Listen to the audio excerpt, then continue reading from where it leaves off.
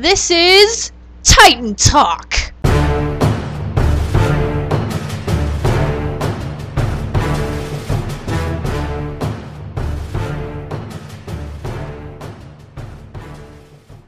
Today is May the 5th, Cinco de Mayo, and you're hanging out with me. No, this is episode 2 of Titan Talk. My name is Kimber, and I'll be breaking down all the latest details on the most recent episode of Attack on Titan the day before the new episode comes out. Super excited for tomorrow.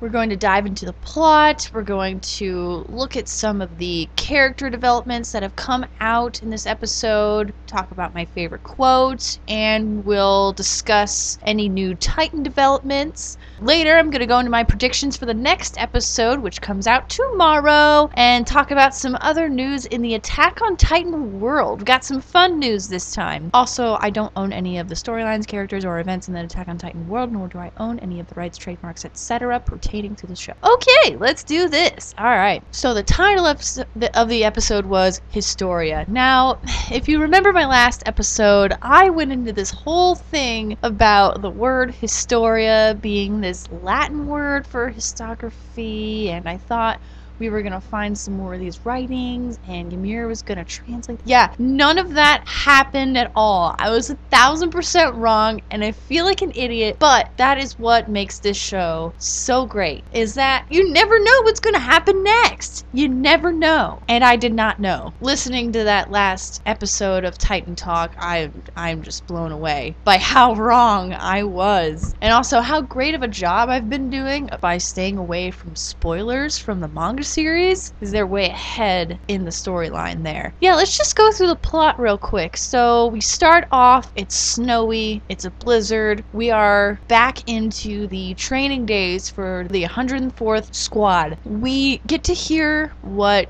Ymir was referring to when she mentioned the conversation that her and Christa had at the mountaintop. Yeah, they kind of sprinkled that in at the end of the episode before, and I didn't know how soon we were going to find out what had happened there. So they have this great talk about dying a hero and all that other jazz, and they're dragging Daz through the snow. Christa doesn't think they're gonna save him, but Ymir changes, saves him, etc. The three of them arrive safely, and then after the three of them are back at camp, Ymir basically insinuates that she's telling Christa what she is. So then we move back to the present with the fight that we had at the end of the previous episode. Ymir is just giving it to this big old group of Titans down at the base of the castle.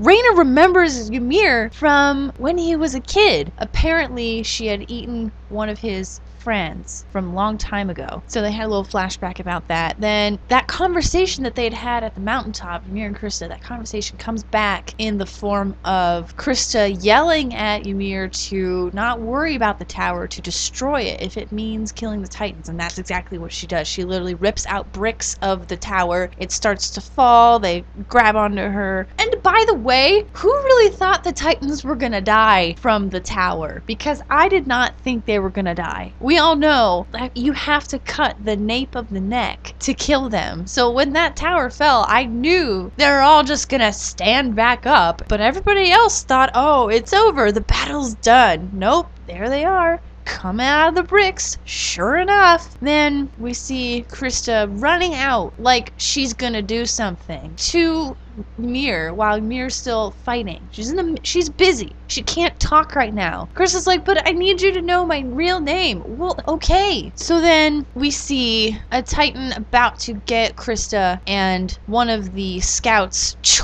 chops it. It's Mikasa. They're back.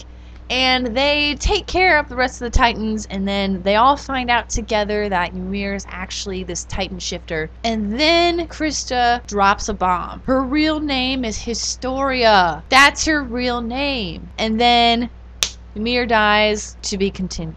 Always to be continued. So those are some of the big bombshells that were dropped during that episode. Now I want to mention the slide in the episode. you know, the one that always appears. It wasn't really that informative. I could have guessed the information that the slide was giving us already. It said winter training, and it stated, as Titans are most active in sunlight, blizzards can hinder their speed. Soldiers able to move freely and swiftly in such poor conditions gain considerable odds for victory. I mean, it explains why they were training in the blizzard and, you know, in such harsh conditions, but I could have told anybody that if they asked me. Does snow slow down these big honking Titans? Yeah, I think so. A lot of matter falling from the sky is gonna slow down just about anything. It did not add a whole lot. Sometimes the slide plays into the theme and all this stuff. If there was maybe something just went right over my head, but I'm like, okay, yeah, they're slower in the snow. I get it. Anyway, so I want to talk about my favorite quote. I think I just have this attachment to the funny parts, because my favorite quote was when Conny said, "Hey, ugly, go and finish the job." I thought that was funny. And it also spoke to them not punishing her in that moment. Like, they realized they needed her on their side. And I think the comic relief of that illustrated that they were not mad at her like they were at Aaron when he first came out. Because it was obvious to them that she knew what she was doing, that she had such control over this. And so that was my favorite quote. Okay, so I want to talk about Christa. I mean, Historia. It's going to be the last time I call her by that fake name. So what we find out in this episode from Ymir sneaking around and eavesdropping is that Historia, almost slipped right there. Historia is the child of a nobleman's mistress. And the wall cult said, hey, we can't have anybody know about her. She's gonna change her name and join the scouts. And I think this makes her way more interesting than ever before. I'd kind of written her off. I don't know. I need to not do that anymore. I need to learn from my mistakes. I kind of wrote her off as this, you know, dainty little thing.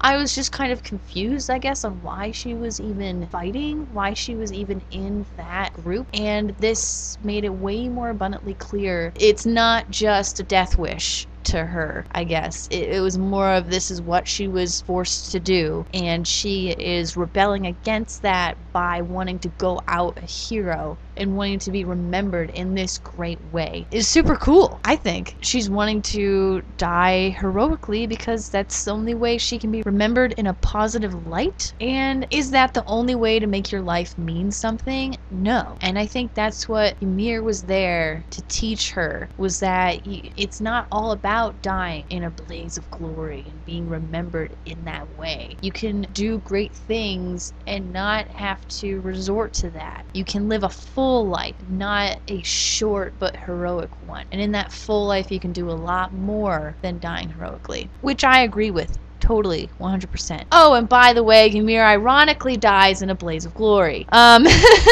So yeah, Ymir's dead. I thought we were going to learn a lot more about Titans through her. She would have been this wealth of knowledge about these Titans because she obviously had so much control over her powers. Just the fact that she could change so quickly in that blizzard and then change back and not be affected in any way, not have to be sleeping for a couple days like Aaron. She was kind of exhausted, obviously, but not to the extremes that we had seen with Aaron. And that says a lot about her strength and her understanding of what she is, which is super cool. I wrote her off too as being just mean and just hard, and I just didn't know why. Maybe she had a difficult past, but no, she's a Titan shifter, and then everything made sense, but now she's gone. I don't like that. And again, yeah, she had a lot of control over her Titan abilities, but she still ate people. I think the fact that she had eaten Rainer's childhood friend, I think they made that happen on purpose to show us that, yes, to confirm that that is her, and to show us that even somebody who has so much control over this Titan power, there are things that they cannot avoid. I thought she was going to survive. I mean, she was so set on getting Christa to her own identity because, oh my god, I made the mistake again. Historia! It's gonna take me a while. She's so set on getting Historia to her own identity because she relates as that outcast, as a Titan. And I mean, she has that rough exterior that makes it hard to see that she's trying to be sympathetic. But I understand now where that rough exterior's come from, and it just sucks that now she's gone right after she became someone that I was rooting for. It just sucks. I still find it ironic that she went out in the way that she didn't want Historia to go out, in this, fighting to protect others and dying in the process type of way. I don't know. I don't know, maybe she intended on winning. Maybe she thought this isn't going to be so hard, which I doubt because there were a lot of Titans there. And she was not one of the larger Titans. She was small and nimble. She was still rather large compared to a person, like a normal human. But I don't think she went into that fight even thinking that she was going to win. I think she went into that fight to die, and she did the same thing that she didn't want Historia to do on purpose. And I'm curious to know what you guys thought about that too. Leave your comments, etc. Let me know. Also, I just wanted to talk about the fact that there weren't a whole lot of Titan developments in this episode. It was more about character. I get it. I mean, the only one that you really gather is from the slide, which, again, yeah, matter falling from the sky, it's going to slow you down a little bit. So Titans move slower in blizzards. I could have guessed that. So not a whole lot of Titan developments in this episode. I now want to move on to the next episode, which is a bit more clear. The episode's called Warrior, and in the previews after the credits, they show a lot of Eren. I think this episode, he's going to hashtag build that wall. Finally, let's build that wall. I'm excited. And you also see a hand reaching over the edge of the wall. So, Colossal Titan's back, the big guy. So I want to see Eren and this Colossal Titan fight it out. And of course I want Eren to win. Come on. He's kind of Mary Jane in this story. But I'm still rooting for him. You know what I mean? This next episode, it's way more straightforward to me. The other episode was Historia, which it was kind of weird that it wasn't an English word, even though like just about every other episode had been an English title. I should have known that it was just something simple like that. So I think my predictions for the next episode, which is just going to be the Colossal Titan and Eren fighting, and then Eren wins. I think it's going to be a little more accurate. We'll see. I mean, again, I could be 1,000% wrong, but that's why I like this show, because every episode I'm super surprised. You guys should see me watch this show. I'm sitting there just staring at the screen just like, oh my god. Oh my god. Oh my god. Oh my god. Oh my god. What is happening? Ooh! And I hope you guys act like that too when you watch the show. It deserves it, you know. So outside of the episode, this hasn't really caught on in America, so I don't think this is super old news. But after chapter 29 of Attack on Titan, a meme started. The world was introduced to a new anime meme called Humanity's Worst Fear. I don't know if you guys have seen this. It's on YouTube. You can just look it up, Humanity's Worst Fear. You'll probably see a lot of videos for it. I know I did. Basically, the meme is a 20-second clip from Chapter 29. It's the part where Rainer is going down the stairs and he gets to the door down there in the castle, and he slowly opens the door with one hand, a torch in the other hand, and then we look inside the room that he just opened the door to, and then anything and everything appears on that screen, and then he hurriedly shuts the door real quick and he puts his back against it, pushes down the lock. So people have been having fun with this. A couple of the ones I liked, he opens the door and it's a clip of Jeb Bush saying how much he loves his family, and then oh god, slams it. Another one was a clip from Smash Mouth's music video for All Star. You kind of hear the music a little bit before he opens the door, and then when he opens it, it's on full volume and you see the video inside that little room. There is the classic "Here's Johnny" clip from The Shining, and the person who made this video, I'll give them credit, because he opens the door, it plays a little bit before you see inside the room Jack Nicholson leaning on the door, and then Rainer shuts the door real quick, puts the lock down, etc. But then the person kept the clip going for a little bit to the part where the Titan pokes its head out of that little room, and they put Jack Nicholson's face on that Titan's face, and it even says, "Here's Johnny," and then the clip ends. It's like that person put in a little extra effort, and I appreciated it. Just saying. I also picked my favorite Humanity's Worst Fear meme. I'm gonna put that in the show notes, in the captions to the video on SoundCloud and YouTube. I will have that link there.